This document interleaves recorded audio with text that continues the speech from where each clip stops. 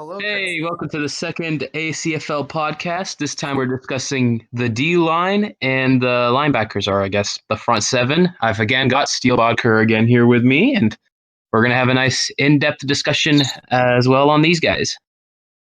Absolutely.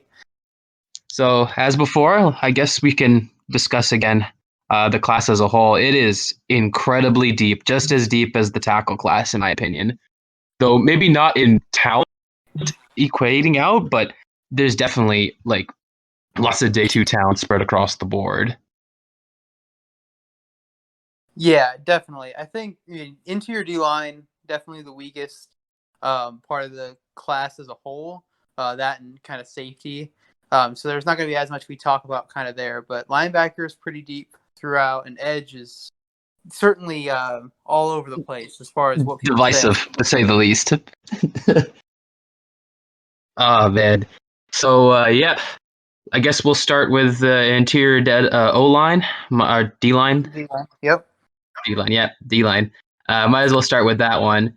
Yep. Yep. So I guess I should go first since I've got the Yeah. highest rated one here.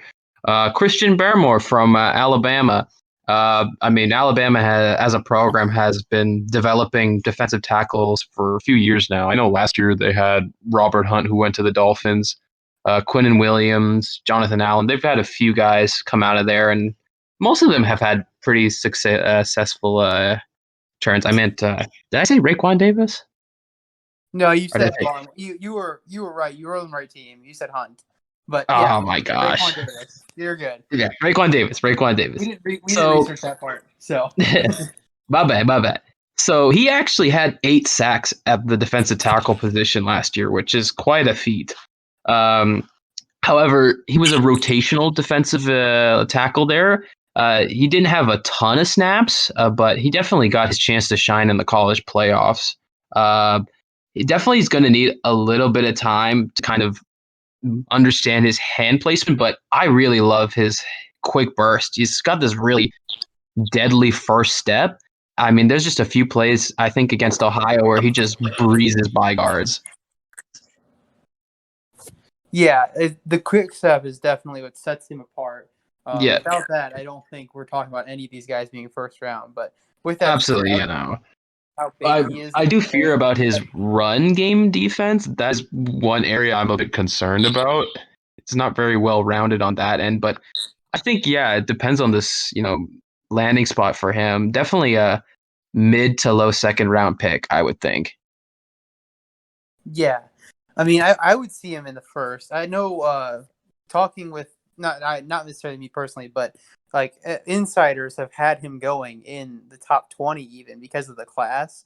As far as Right. teams that would need it, I don't see top 20, but I could see if somebody felt they needed an interior defensive lineman, thinking late first for that. Right. Well, Uh, maybe there's still a few teams that could go that route in the late first. I would think maybe Cleveland's a target potentially to go get Bearmore at 26, but that'd be quite the yeah, reach. difference maker. Yeah. I could see second round, like maybe like the Chargers, Ooh, so, Chargers for someone like sure. that who always need that physicality. Raiders could use a Alabama lot of Raiders help. too. Raiders could use a lot of help in that second too. Yeah. So mid second definitely is his floor. I don't think he Yeah. goes into the late second. Yeah. I think in real life he probably goes a lot higher than he does in this league though, for sure. Yeah, and the interior defensive line, and just in general in Madden, is not as valuable unless they're true difference maker, and he has that potential. Yeah. I definitely think he's got a lot of upside. He's a little more raw than people think he is, despite the fact he's been a starter for 2 years. But I think, yeah, if he can get into a system, with a good defensive coach, he could probably find his way. And that's why I Yeah, do worry if he ends up on a team like the Raiders that, haven't had exactly a great track record in the last few years. But you never know. He's got a very interesting skill set. definitely. Let me pull up his RAS score here. I got it somewhere. Okay, so he had 8.22. He did not do explosiveness, which I would expect to be very good.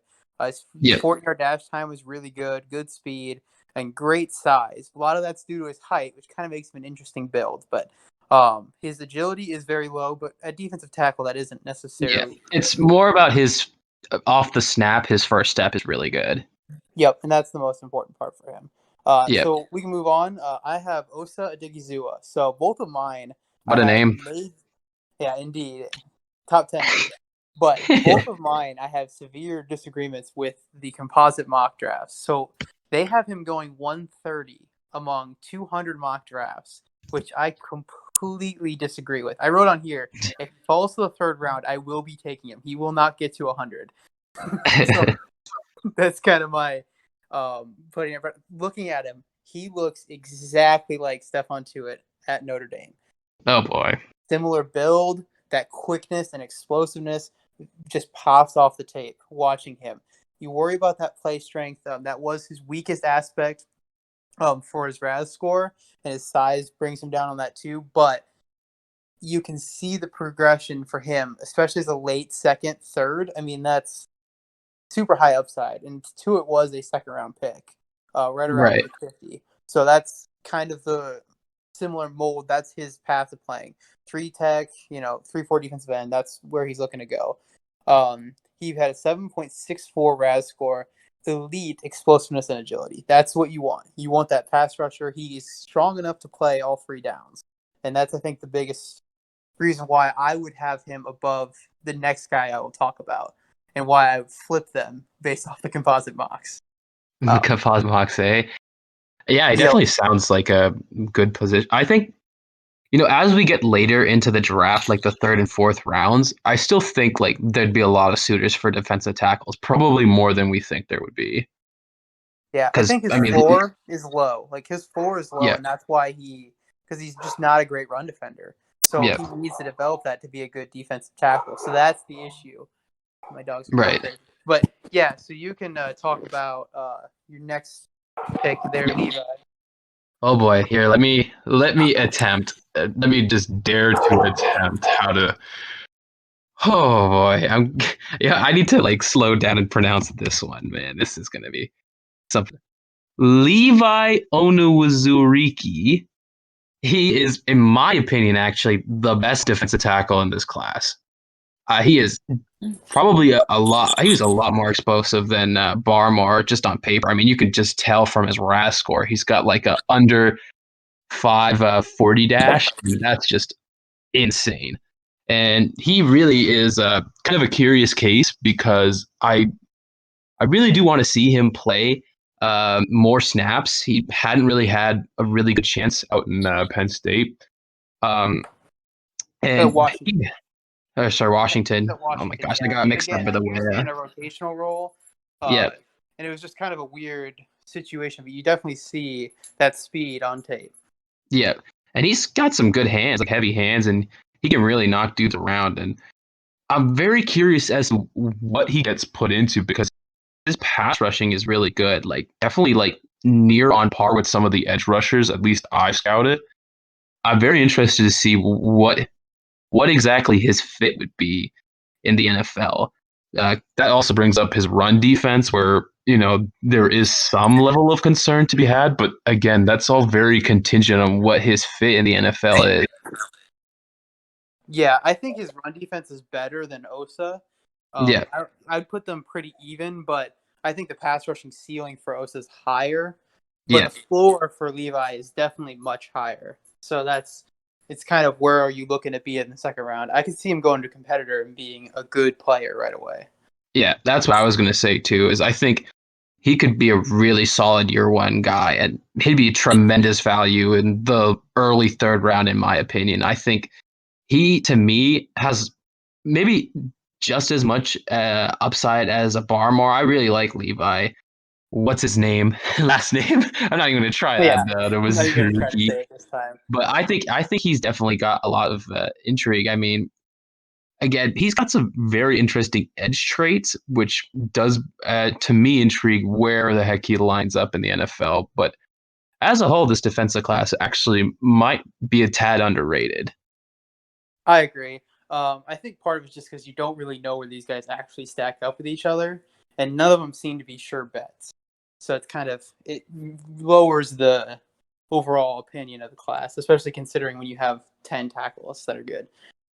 So then my next one, Davion Nixon out of Iowa. 6'3", 313. I mean, he's the size you want, but the closet mocks have him in the 50s, and I don't see him That's at all. really high I for had any him at defensive 52. tackle this year.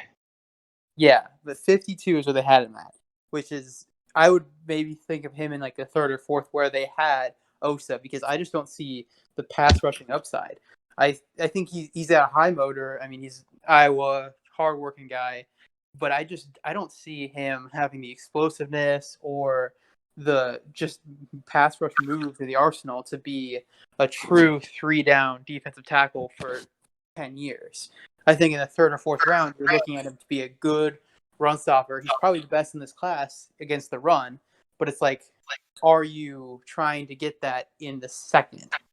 Because there's a lot of those guys out Yeah, there, especially in free agency as well. especially in free agency. He had a little bit better RAV score than I expected him to, 8.37, but he didn't bench, and he has just okay explosiveness. Just what I think shows on tape. I think that's why he Yeah, looks so slow. His get off's fine, but he's not explosive enough to blow through these guards, especially in pass rush. He holds his own. He doesn't get pushed around. I would expect that bench to be high, for sure. watching him play, but I just don't think I see him turning himself into a pass rushing defensive tackle that's there on third down. I see him being first and second down run stopper, maybe gets a few pressures every now and then, but just clean up stuff. Right. Maybe a Well, classic pocket pusher, but I mean, that's fine. There's a role for that, but just not 52 to me. yeah.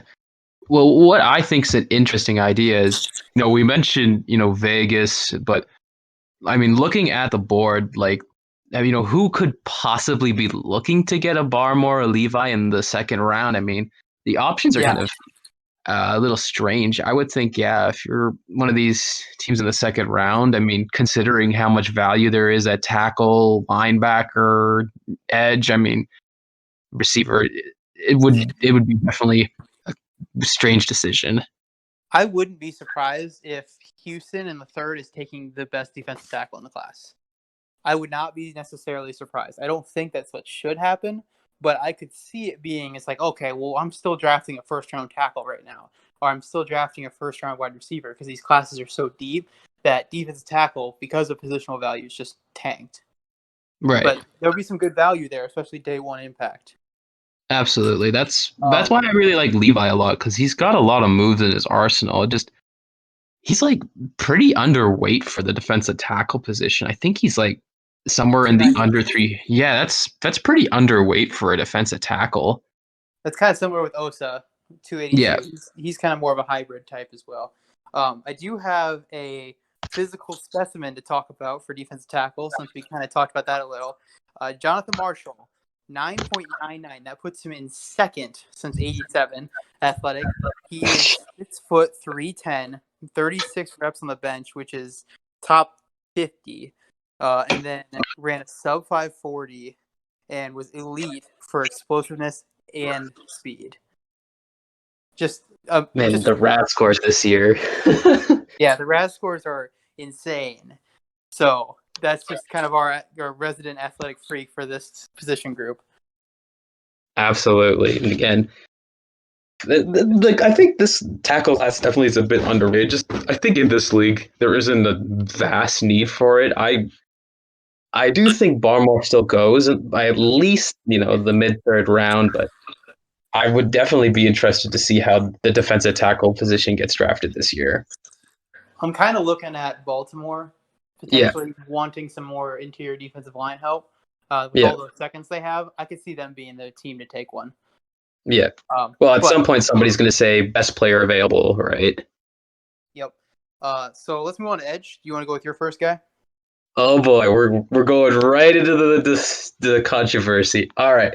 I think I'm going to start with Owea. I think he is probably the one I'm most controversial on. I think everyone can agree he is really, really, really raw. And to me, I think he needs another year in the system in a college football.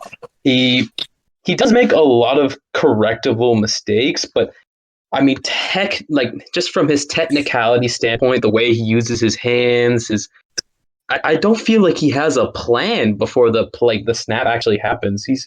He's got all the physical traits. He's got long arms. He's really fast, and I mean his pro day was absurd. He has the longest arms of anybody that's projected to be drafted right now. 35 Yeah, inches. that sounds Well, about tied with right. Aziz Ojulari, but 35 inches. Aziz Ojulari. Oh, don't get me started on that guy. Woo! Yeah. But he does But have those long. I mean, he has everything. He's elite speed, 4.37.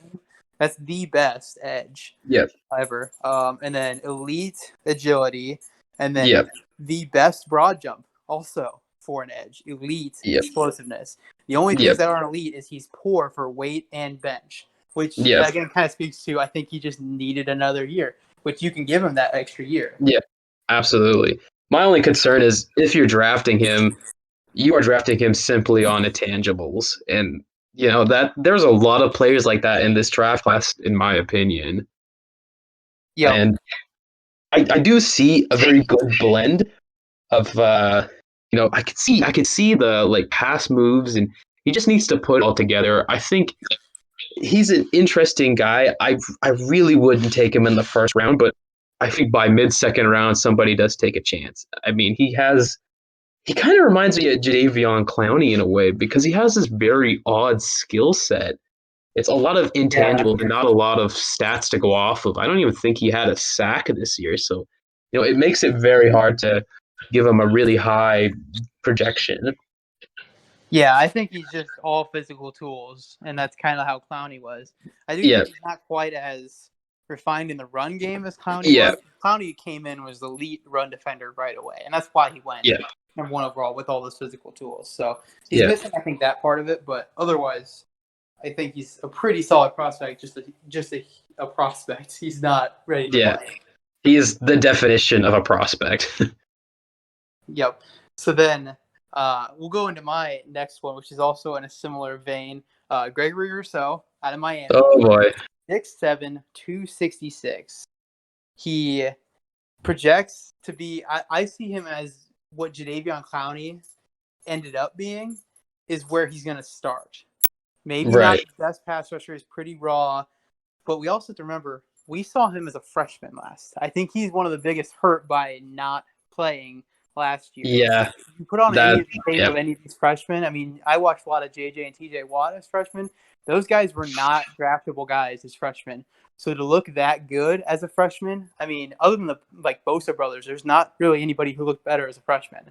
So we're talking Right. about a raw prospect, but a guy who clearly wants to put in the work. In any interview he does, you can just feel the passion coming off the guy.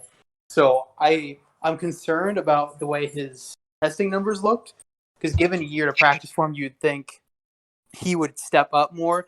He did do great on the 40, which is a good indicator of at least how technical he is, because that's almost half of what a 40 is. Right. So that is a good sign, but agility being low, explosiveness not being very high, it raised question as to what he'd been doing for the past year when he wasn't playing football. But we really don't know Yep. what his pass rushing skills is. He wasn't a senior. He couldn't go to Mobile and show that. So there's a lot of question marks. But the physical tools are there, and you could see the flashes of what he could do on tape. It's just a matter of how much you believe in those flashes. That's the thing is I don't like his decision to just go pro and not like just to opt out like that, because there really wasn't much to go off of in the rookie year. And I had the same issues I do with Awea.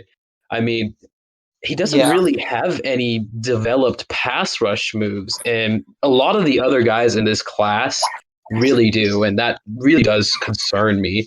I, Yeah. I can't see him going anywhere sniffing near the top 20 like he was projected before. And I'm going to And talk about Jaylen Phillips later, and then Quincy Roach, also from Miami. But it's like, ooh, does he not sit out, or does he sit out because of those guys? I was tempted almost to That's do him as well. that's my fear, right? Was he not competitive enough to think he'd Yeah, beat them? And it's just the pandemic, so you can't really give him that doubt necessarily. But is that a part of it? right. So there's that question mark as well. I don't necessarily think he's not committed to being the best Gregory Rousseau edge he could be. I just don't know what that is. and that's kind of the mystery and the intrigue with that. He is only redshirt sophomore. Yeah. Well, I take the same issue with him as a way. I just don't understand why you declare this year unless you are really 100% sure you're going to go day 2. Yeah. And I guess I could see it, but again, you are drafting simply on intangibles. And there's a lot of more polished guys in this draft class, in my opinion, to go after. And surprisingly, Greg's going to be a divisive player. But yeah, I do take some issue with his very unrefined film. Hard to really put him anywhere. I think if he goes out and puts up good agility numbers and benches a ton and all that, I think he's first rounder easy. But he didn't, so we're questioning it. Yeah. My next guy is Ujulari. He has got this. He's a bit of a one-trick pony, but my goodness, this jab move he does is just absolutely lethal. Yep. Like all the film I've seen, most tackles have no answer. Absolutely, he has just a absolutely physical freak. He will just burst off the edge. He can really bend on you. He only really has this jab move, but it is definitely and there's been a lot of guys in the league right now that kind of rely on that similar move, in my comp, the Robert Quinn. Yep. He's got this jab outside move. He just bursts off a tackle and he's just gone every time. He's just this leaping. He can just fly in the air and get the quarterback. He's got this really great short burst, and man, I really do see him as, in my opinion, one of the absolute top edge rushers in this draft. It's pretty yeah, and he's another guy who's pretty from young the too. Question marks on a lot of other guys. Yeah, he's pretty young, and it shows because he doesn't really quite literally has nothing else in his toolbook besides this one move, which does make him a bit of a subtraction when you come to the run game. I mean, that's just a lot of question marks on that, but guys like Robert Quinn survive in this league for a reason, and I think this guy could legitimately be. So where do you 8 sacked, double-digit sack player on a consistent basis if you can really master this move? In my opinion, because Jaylen Phillips is gonna go ahead and put his push him. To me, I think somebody, the Jets or the Ravens. I mean, wow, how many prospects have we paired with the Ravens? I mean, my goodness. Well, they have so many second-round picks, so I mean, whenever we're talking about not the top 5, it's like, oh yeah, the Ravens would be a great fit. Well, I still see Ujulari still as at least a top 25 pick. I don't see Ujulari going to the Ravens because they have a type. They have a very specific type. I look at them to see like a Cam Sample, because they like to draft late and they like to develop. So literally, I see a lot of Matt Judon in Sample, and it's like that's the kind of guy that they like to bring in. So I don't know about the Ravens for them, but I could see somebody who just needs physical upside, like the Raiders potentially in the second. That's who I have with my other guy. That's where I have his ideal spot. Gotcha. So let's move on to Jaylen Phillips. So if you want to get sold on Jaylen Phillips, go watch Brett Coleman. He will sell you on him better than I will. Yep. So I'm not going to talk as much about his positive. The negative is the concussions. It's he's one concussion away from being done, and that's scary. And Coleman makes the case. It's just like you don't draft for the worst case. Anybody's one play away from going out, but that is much more likely. But you see, he's the smartest pass rusher in this class by a lot. He's the most refined.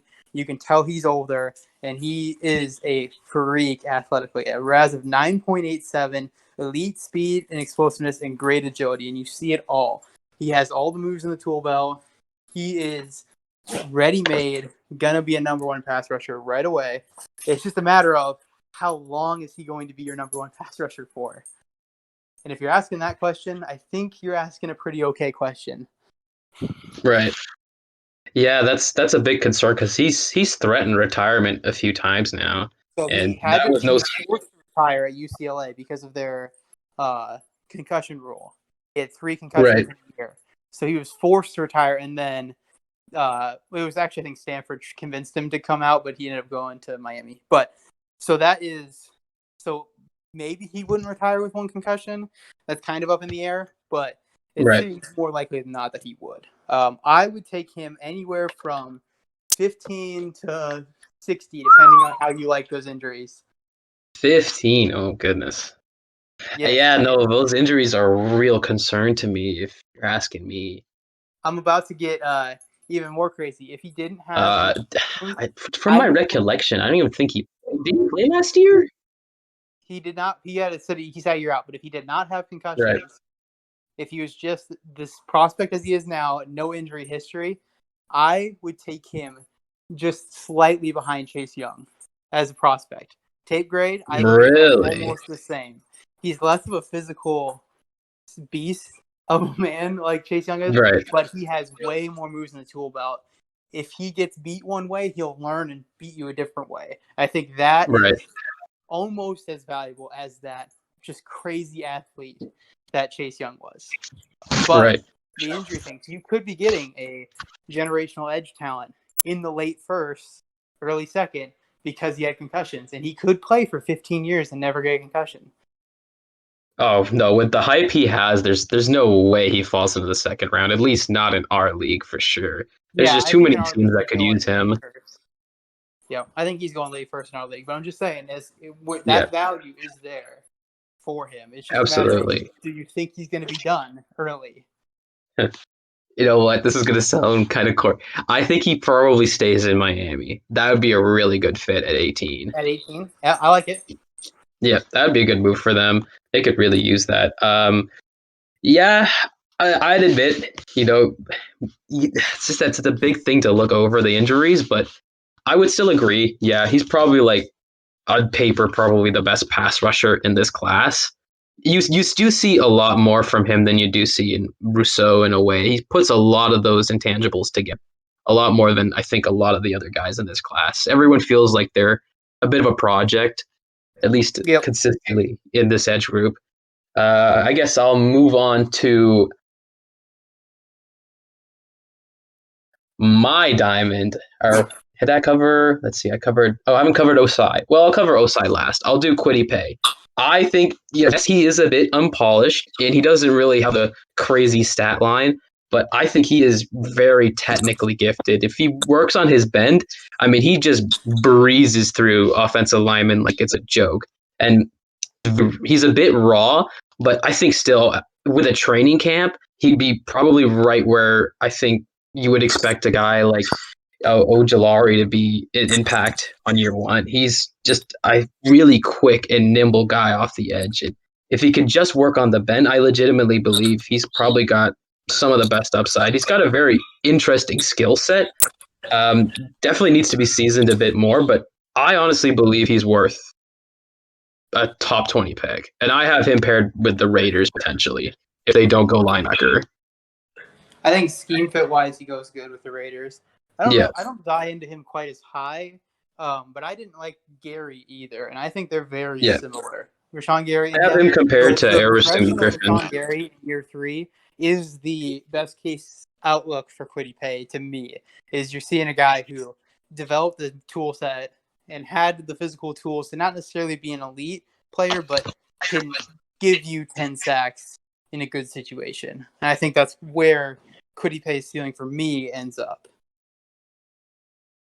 Could be. I think if he can just refine his game just a little bit more, he could be a pretty like solid player year one. And beyond that, I mean, if he can just work, could be a serious threat in this league. I understand why there's a lot of hype for him now.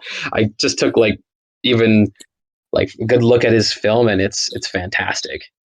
Yeah, I think between the hype he's gotten and the hate that Gary got, between them is where both of them Yeah. are. Like They even each other out. So then we can move on to my last edge, Ronnie Perkins. So I decided to talk about him because he's kind of interesting, and it ties into my offensive line thoughts because he's the only guy to beat Tevin Jenkins. He beat him for only a half, but he is the only one to do it, and that is noteworthy. So he actually Fair enough. a little bit of a homer pick here. Bud Dupree coming out. Just explosive. That's all he is. He's explosive. Seems like a common theme. Yep.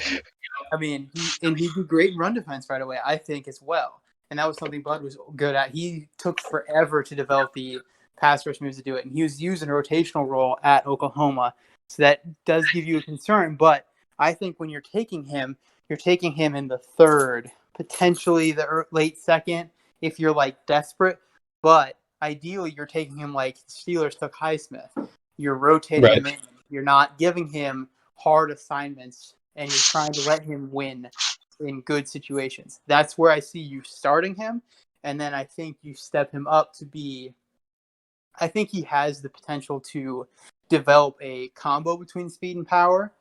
I actually like him going to the Bears if he falls to the third. I don't think that's their biggest need, but if he's in the third, maybe they move up a couple spots to take him. But learning from Quinn and Mac to learn that speed and power to kind of maximize his kind of unique skill set, I think he could turn into a very solid pro, which when you're looking back there, a solid number 2 edge rusher is a pretty big get right here in the late second, early third. Yeah. I would think, I think maybe if the Bucks get desperate in the second round, that could be an interesting fit. Yeah, similar thing, actually, because you have JPP as well. Yep, that is a very similar situation. The Learn from the speed and the power on the edge. You rotate in with, especially a vet like JPP who shouldn't be playing every down. You can rotate him in. Yeah, I think that's a pretty solid fit. Yeah. The thing with Ronnie Perkins is his RAS score is super low. 5. Oh yeah, I took a look myself. Yep, not great. It's tanked a lot by his lower weight, which was very similar to how Bud Dupree was. But his speed is good, and his bench is pretty good for his size. So you can, if he can put on 10 pounds, you can imagine his bench will get closer to the good. 250. If he can do a 25, that's not bad. Yeah, so he can get closer up to 28, 29, and we're starting to talk about a stronger player. But relative to his size, he packs a pretty good punch. Oh yeah, I bet. I mean, you got to be pretty strong to give Tevin Jenkins a run for his money. Indeed, he was able to get into his shoulder pads. He used his hands really well in that game. I think that could project to how he would be a kind of speed power combo. Well, speaking of Tevin Jenkins and versus edge rushers, how about Joseph Asai? Let's just say that matchup versus Tevin Jenkins single-handedly tanked any hype he had. But I still believe in Asai as actually a pretty solid prospect. He has a ton of explosiveness, and the guy is just a crazy playmaker. I mean, his motor has to be near the top, if not the top. He is just absolutely wild.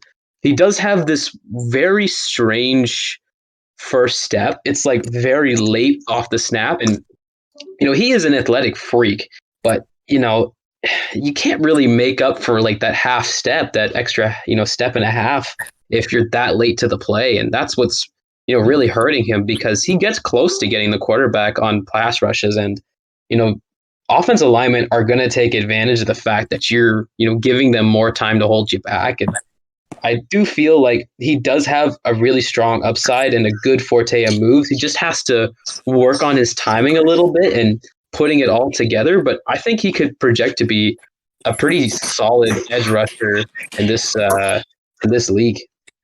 Yeah, I think I still think he's worth a first round pick. I think so, late first.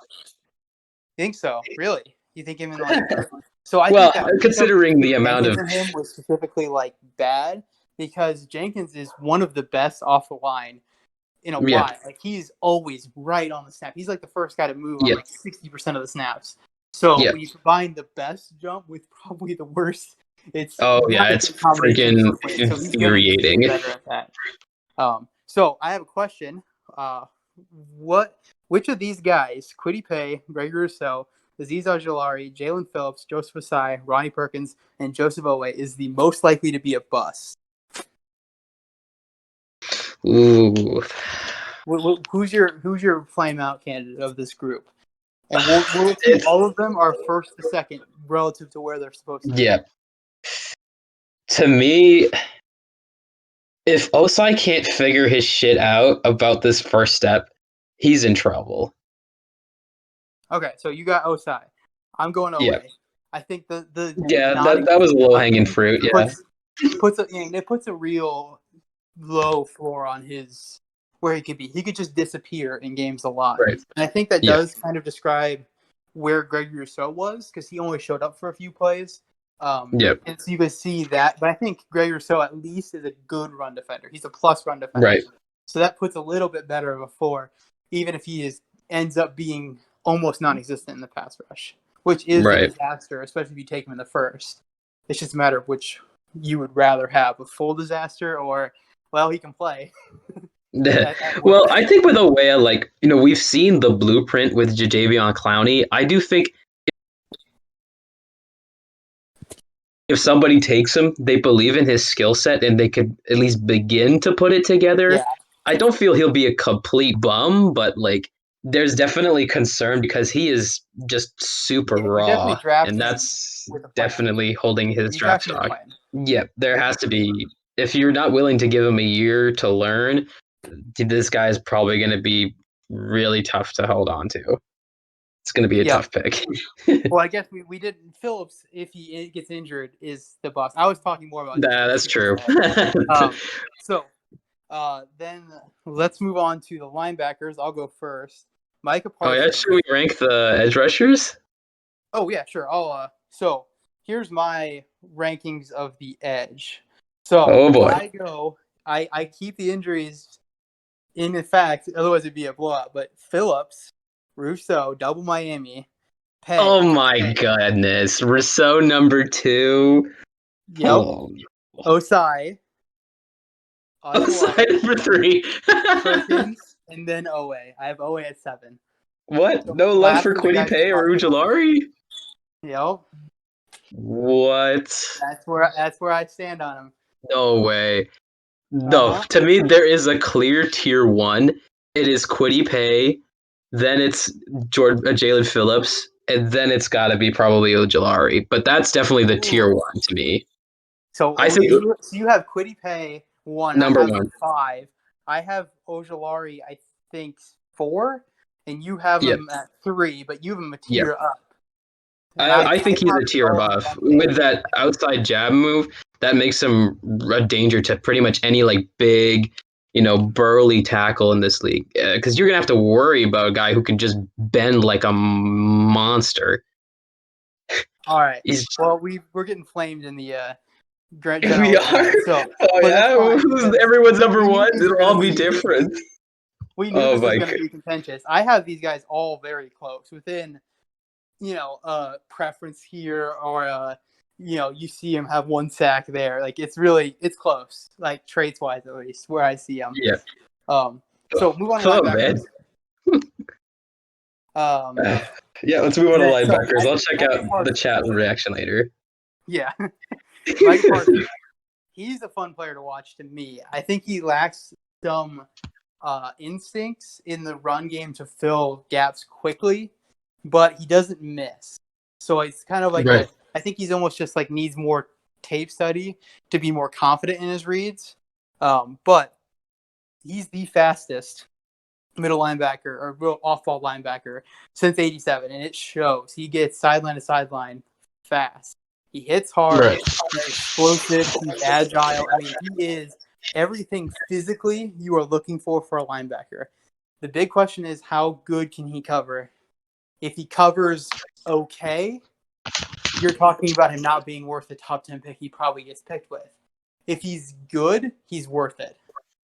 I don't know if he has that great upside as a cover corner, but if you're talking about a team, I don't think that Atlanta should take him because it's 4. That's way too high. Right. If they ended up trading back because a team really wanted a quarterback and they were in the 12 range, I think him and Deion Jones together, that speed, but he brings that power and the physicality that they just don't have, that would be a good fit for me. What about at pick 9 with the Broncos? I like him with the Broncos because they have Brandon Marshall, I think, as their middle linebacker still. So he's a solid cover guy, just solid all the way around, but he's just not that crazy of an athlete. So we're talking, add some upside in the middle, someone to cover sideline to sideline, cover some of those tight ends. I don't think he's great in man, but he has the physical tools to do it. Yeah. I agree, but speaking of coverage, how about Jeremiah Wasukaramova of Notre Dame? Okay.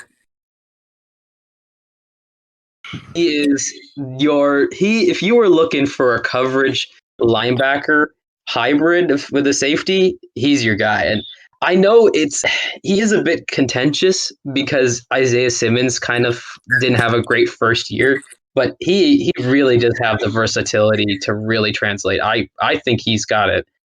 He does have a really interesting scheme fit because he kind of is almost a That's box where safety almost, which is probably his best.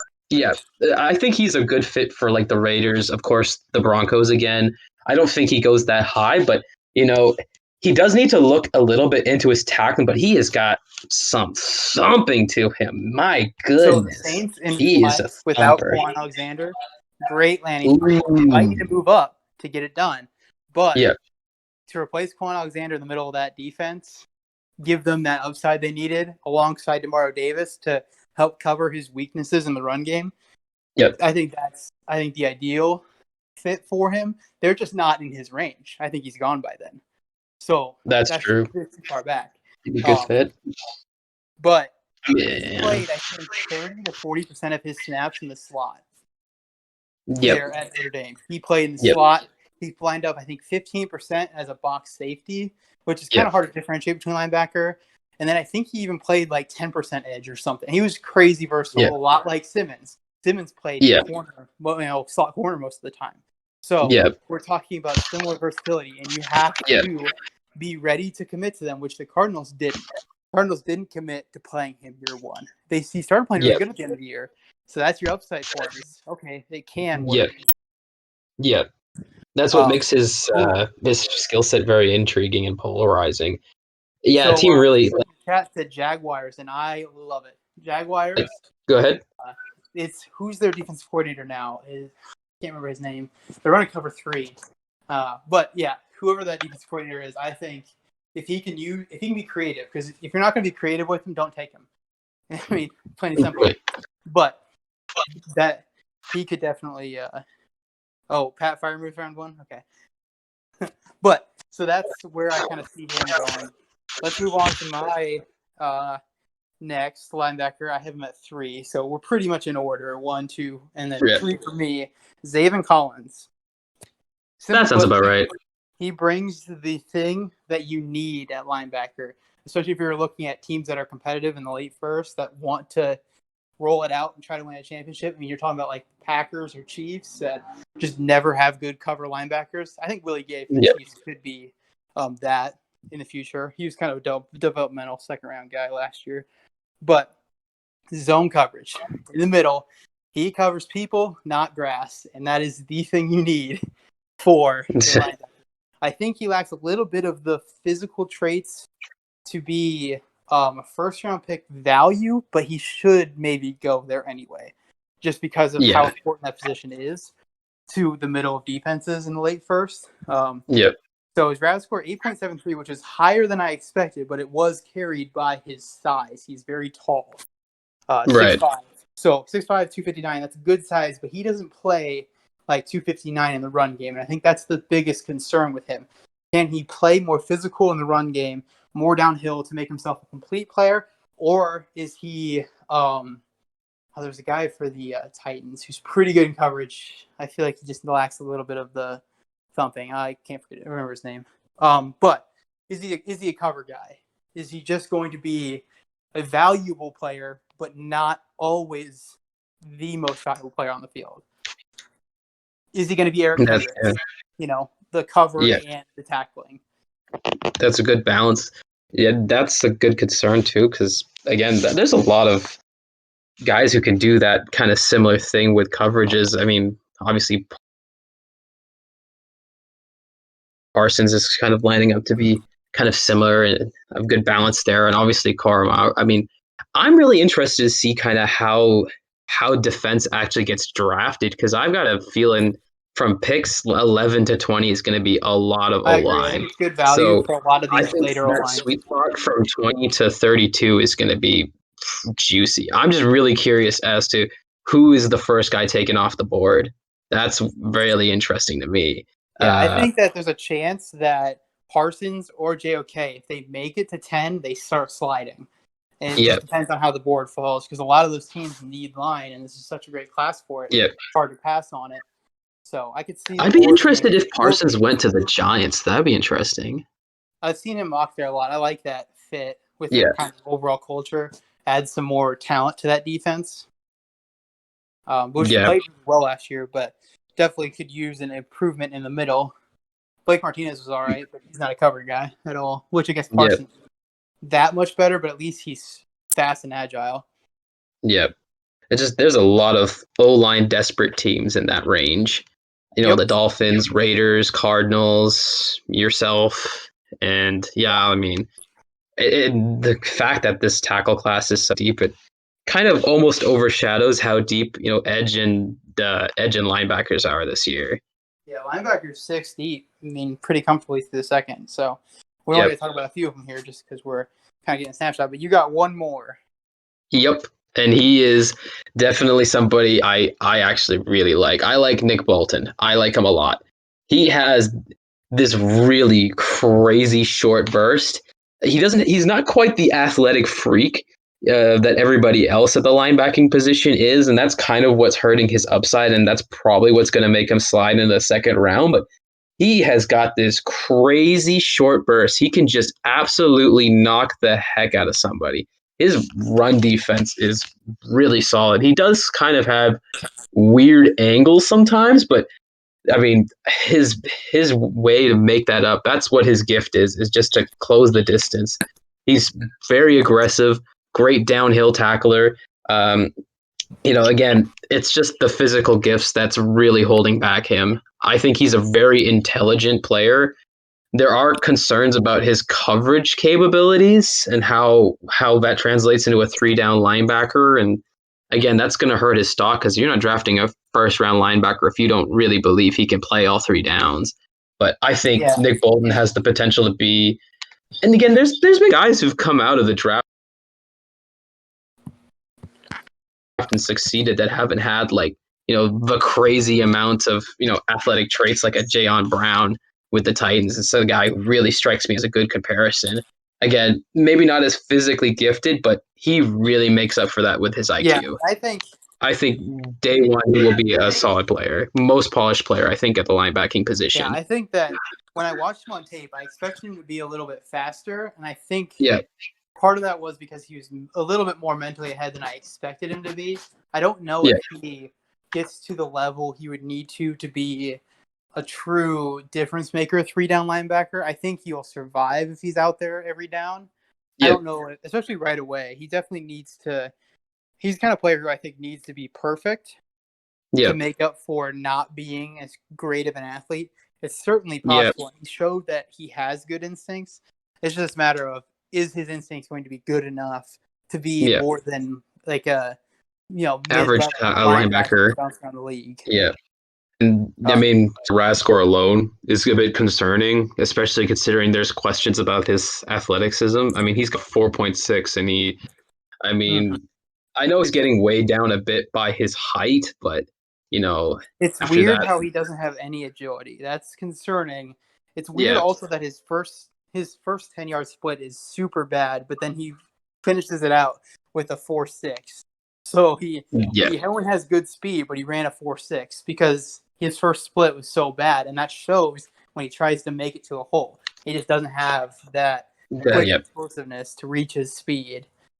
And that I think could hurt him. But that bench is nice. I mean, as a guy trying to hold his own is not fast enough, he's certainly strong enough to not get pushed around. Yeah.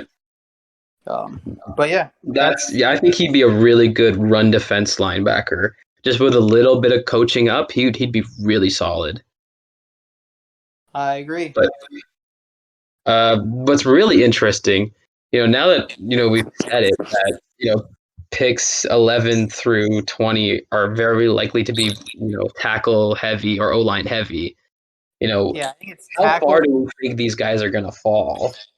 Yeah, I think it's tackle, wide receiver, and corner. It's pretty fat, and maybe an edge.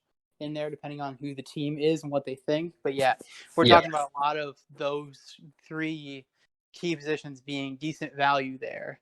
Especially wide receiver, if some of those big guys survive the initial, 5 quarterbacks going right away, kind of bumps a lot of great players down into that range. Yeah. I mean, that's what I think is, if you're at 20 and you've got your pick of the lot from any of the edge rushers, or it'd be really hard to pass up on Jaylen Phillips at 20.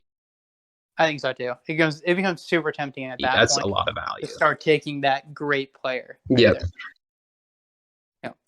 at that point, that about covers it for we can kind of just free chat with everybody. See, if they want to. I don't know who they were.